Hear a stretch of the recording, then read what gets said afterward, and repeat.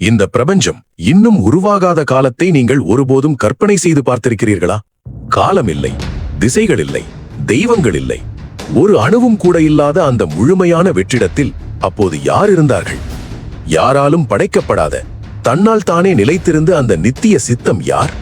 நமது வேதங்களிலும் புராணங்களிலும் 2 பெயர்கள் அடிக்கடி தோன்றுகின்றன, சதாசிவன் மற்றும் மகாவிஷ்ணு. ஆனால் இவை வெறும் பெயர்கள் அல்ல, அவை இந்த பிரபஞ்சத்தின் 2 ஆழமான நித்திய மர்மங்கள். பல நூற்றாண்டுகளாக முனிவர்களும் யோகிகளும் இந்த மர்மத்தை புரிந்து கொள்ள தியானித்து வருகின்றனர். சிலர் கூறுகின்றனர் மகாவிஷ்ணுவே இந்த பிரபஞ்சத்தை படைத்தவர் என்று. மற்றவர்கள் கூறுகின்றனர் சதாசிவனே அனைத்து இயக்கங்களுக்கும் சக்திகளுக்கும் ஆதாரம் என்று. ஆனால் உண்மை என்ன? சதாசிவனும் மகாவிஷ்ணுவும் ஒரே பரம்பொருளின் 2 வடிவங்களா? அல்லது அவற்றில் ஒருவர் உயர்ந்தவரா? அல்லது அவர்கள் இருவரும் இன்னும் பெரிய அறியப்படாத சக்தியிலிருந்து தோன்றியவர்களா? விஷ்ணுவையும் சிவபெருமானையும் பற்றி உங்களுக்கு எல்லாம் தெரியும் என்று நீங்கள் நினைத்தால் ஒரு நிமிடம் நிறுத்துங்கள். ஏனெனில் இன்று நாம் ஆராயப் போகும் விஷயம் உங்கள் சிந்தனையை ஆழமாக மாற்றக்கூடிய ஒன்று.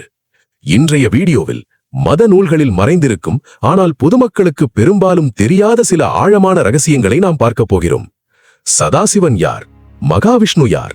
இந்த இருவரையும் இணைக்கும் மறைந்துள்ள உண்மை என்ன? இந்த கேள்விகளுக்கான பதிலை நாம் தேடப் போகிறோம். ஏனெனில் வேதங்கள் கூறுவது ஒரு உயர்ந்த பரம்பொருள் இருக்கிறார். அவரை உண்மையாக அறிந்த பிறகு அறிய வேண்டியது வேறு எதுவும் இல்லை. அதனால் இந்த வீடியோவை இறுதி வரை பாருங்கள். ஏனெனில் முடிவில் உங்கள் நம்பிக்கையை சவாலுக்கு உட்படுத்தியும் அதே நேரத்தில் அதை மேலும் வலுப்படுத்தியும் விடக்கூடிய ஒரு ஆழமான ரகசியத்தை நாம் வெளிப்படுத்தப் போகிறோம். ஆகையால் காலம் கூட தொடங்காத அந்த ஆதிகால படைப்பின் கதையுடன் நாம் ஆரம்பிப்போம். சத்தியம், சிவம், சுந்தரம். சிவன் உண்மை, உண்மையே சிவன், சிவனே அழகு. இந்த வசனத்தை நீங்கள் இதற்கு முன்பு பலமுறை கேட்டிருக்கலாம். ஆனால் இந்த வரிகளை கேட்டபோது ஒரு முக்கியமான கேள்வி எழுகிறது. இங்கே பேசப்படுவது எந்த சிவன்? நாம் அனைவரும் அறிந்த ஒன்று, உச்சமான பரம்பொருள் ஒருவரே. ஆனால் அந்த ஒரே பரம்பொருள் பல வடிவங்களில் வெளிப்படுகிறார். அந்த வடிவங்களில் ஒன்றாக நாம் சிவனை பார்க்கிறோம். கவனிக்க வேண்டிய ஒரு விஷயம் என்னவென்றால், சிவன் லோகிதா என்றும் அழைக்கப்படுகிறார். லோகிதா என்பதற்கு ஒரு தனிப்பட்ட அர்த்தம் உள்ளது. அது நீல நிறத்தை கொண்டவர் என்பதை குறிக்கிறது. அதனால்தான் நாம் காணும் பெரும்பாலான சிவபெருமானின் உருவங்களிலும் அவர் நீல நிறத்தில் சித்தரிக்கப்படுகிறார். அவரது பெயருக்கும் அந்த உருவத்துக்கும் உள்ள இந்த தொடர்பு மிகவும் ஆழமான ஒரு தத்துவத்தை மறைத்து வைத்திருக்கிறது. கற்பூர கௌரம் கருணாவதாரம் சம்சாரசாரம் புஜகேந்திரஹாரம் சதா வசந்தம் ஹிருதயாரவிந்தே பவம் பவானி சகிதம் நமாமி என்ற பிரபலமான ஒரு ஸ்லோகம் உள்ளது. இந்த ஸ்லோகத்தின் முதல் வரியான கற்பூர கௌரம் கருணாவதாரம் என்ன சொல்கிறது தெரியுமா? அதாவது கடவுள் கற்பூரம் போல வெண்மையாகவும் அதே நேரத்தில் கருணையின் உருவமாகவும் இருக்கிறார் என்று சொல்கிறது. ஆனால் இங்கே ஒரு சுவாரஸ்யமான கேள்வி எழுகிறது.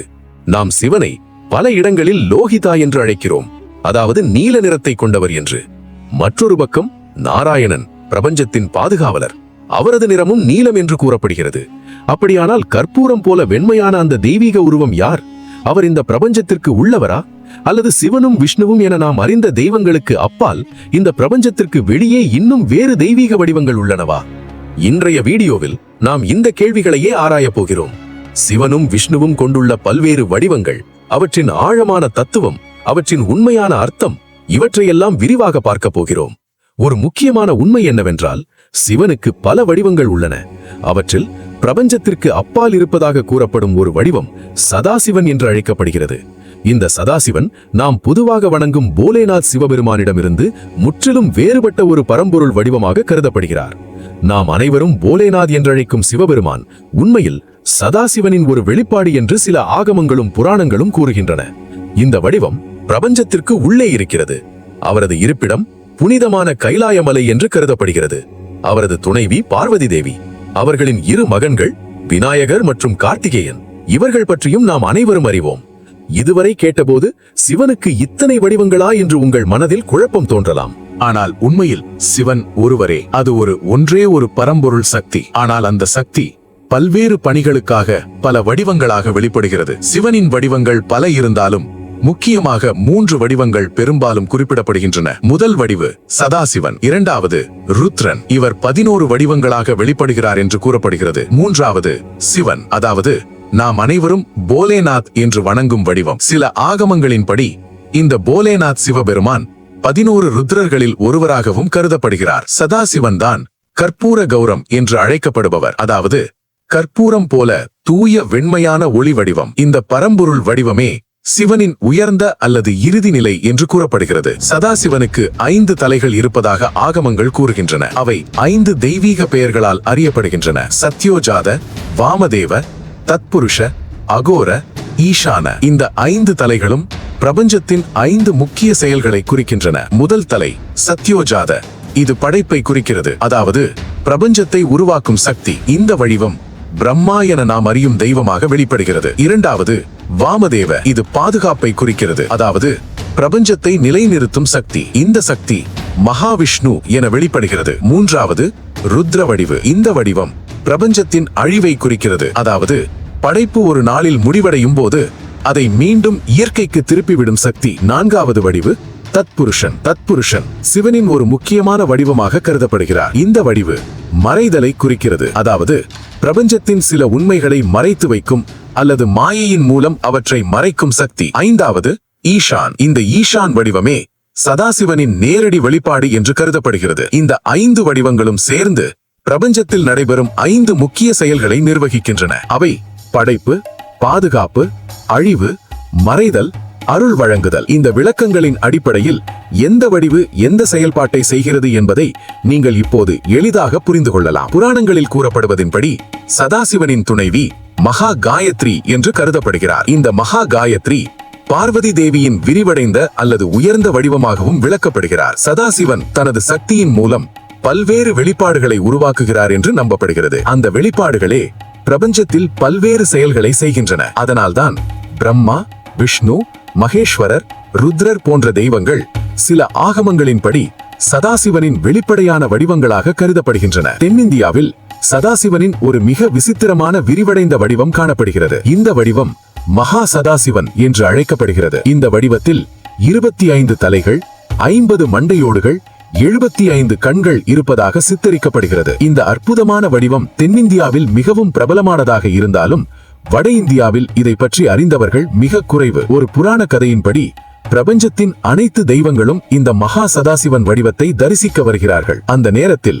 அங்கு வரும் தெய்வங்களின் எண்ணிக்கை மிக அதிகமாக இருப்பதால் அவர்கள் ஒருவருடன் ஒருவர் மோதிக்கொள்ளும் அளவுக்கு அங்கு பெரிய திரள் உருவாகும் என்று கூறப்படுகிறது. சதாசிவனின் இந்த வடிவங்களையும் அவரது தத்துவத்தை பற்றி மேலும் விரிவாக அறிய விரும்பினால் சிவபுராணம் மற்றும் பிற சைவ ஆகம நூல்களில் அதற்கான விரிவான விளக்கங்கள் கிடைக்கின்றன. இப்போது ஸ்ரீஹரி மகாவிஷ்ணு மற்றும் அவரது பல்வேறு வடிவங்களை பற்றி பார்க்கலாம். பொதுவாக விஷ்ணுவின் வடிவங்கள் 3 முக்கிய நிலைகளாக விவரிக்கப்படுகின்றன. அவை மகாவிஷ்ணு, கர்ப்போத்தகசாயி விஷ்ணு, க்ஷீரோத்தகசாயி விஷ்ணு. இந்த 3 வடிவங்களும் தனித்தனி செயல்பாடுகளையும் தெய்வீக பணிகளையும் கொண்டுள்ளன. அவற்றில் முதல் வடிவு மகாவிஷ்ணு. இவர் கரணோத்தகசாயி விஷ்ணு என்றும் அழைக்கப்படுகிறார்.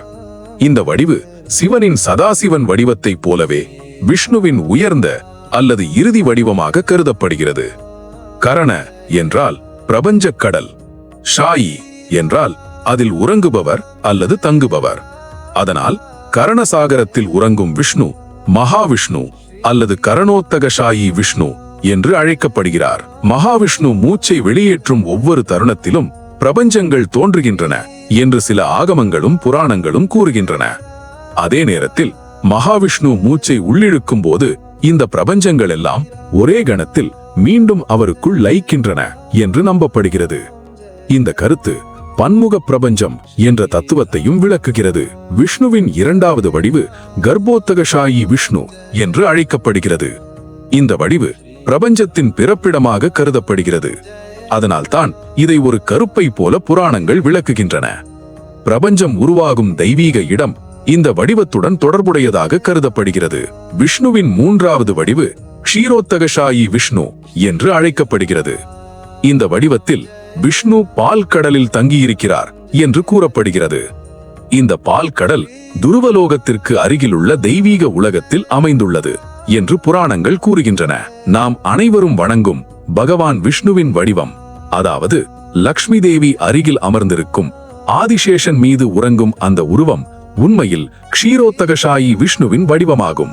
பூமியில் நிகழும் விஷ்ணுவின் அனைத்து அவதாரங்களும், அதாவது ராமர், கிருஷ்ணர், நரசிம்மர், வாமனர் போன்றவை அனைத்தும் க்ஷீரோத்தகசாயி விஷ்ணுவின் வெளிப்பாடுகள் என்று கருதப்படுகின்றன. போலேநாத் சிவபெருமானைப் போலவே இந்த வடிவிலுள்ள விஷ்ணுவும் மனிதர்களுக்கும் தெய்வங்களுக்கும் எளிதில் அணுகக்கூடிய வடிவம் என்று நம்பப்படுகிறது. அதனால்தான் கடவுள்களிலிருந்து மனிதர்கள் வரை அனைவரும் தங்களுடைய பிரச்சனைகளுக்கு தீர்வு காண இந்த வடிவிலுள்ள விஷ்ணுவை நாடுகிறார்கள். ஆனால் விஷ்ணுவின் மற்ற 2 வடிவங்களை அடைவது மிகவும் கடினம் என்று கூறப்படுகிறது. மனிதர்களுக்கு மட்டுமல்ல, தெய்வங்களுக்கு கூட அவை எட்டாததாக இருக்கலாம் என்று புராணங்கள் குறிப்பிடுகின்றன. ஏனெனில் அந்த 2 வடிவங்களும் பிரபஞ்சத்தின் ஆழமான தெய்வீக நிலைகளில் அமைந்திருக்கின்றன என்று நம்பப்படுகிறது. இதுவரை நாம் பார்த்தவற்றின் அடிப்படையில் ஒரு கேள்வி இயல்பாக எழுகிறது. சதாசிவனும் மகாவிஷ்ணுவும் 2ம் தனித்தனி சக்திகளா, அல்லது அவை ஒரே எல்லையற்ற பரம்பொருளின் 2 வெளிப்பாடுகளா? இந்த வீடியோவில் நாம் அந்த மறைந்திருக்கும் உண்மையின் ஒரு சிறிய பகுதியை மட்டும்தான் பார்த்திருக்கிறோம். ஆனால் இது இன்னும் ஆரம்பம் மட்டுமே. ஏனெனில் மிகப்பெரிய கேள்வி இன்னும் பதிலின்றி இருக்கிறது. படைப்புக்கு முன்பே சதாசிவனும் மகாவிஷ்ணுவும் இருந்திருந்தால் அவர்கள் யாரிடமிருந்து தோன்றினார்கள்? அவர்களின் ஆதாரம் யார்? அந்த உயர்ந்த பரம்பொருள் இன்னும் வேறு ஒருவரா? இந்த மர்மத்தையே நாம் அடுத்த சில வீடியோக்களில் ஆழமாக ஆராயப் போகிறோம். எனவே இந்த வீடியோ உங்களுக்கு பயனுள்ளதாக இருந்தால் லைக் செய்யவும், நண்பர்களுடன் பகிரவும், சேனலுக்கு குழு செய்யவும், அடுத்த வீடியோவை தவறாமல் பார்க்க பெல் ஐகானை அழுத்த மறக்காதீர்கள். அடுத்ததாக நாம் ஆராயப் போகும் கேள்வி, யார் உயர்ந்தவர்? வேதங்கள், புராணங்கள், பகவத்கீதை அவை உண்மையில் யாரை சுட்டிக்காட்டுகின்றன? இந்த வீடியோவை இறுதி வரை பார்த்ததற்கு நன்றி. ஜெய் சதாசிவா, ஜெய் மகாவிஷ்ணு.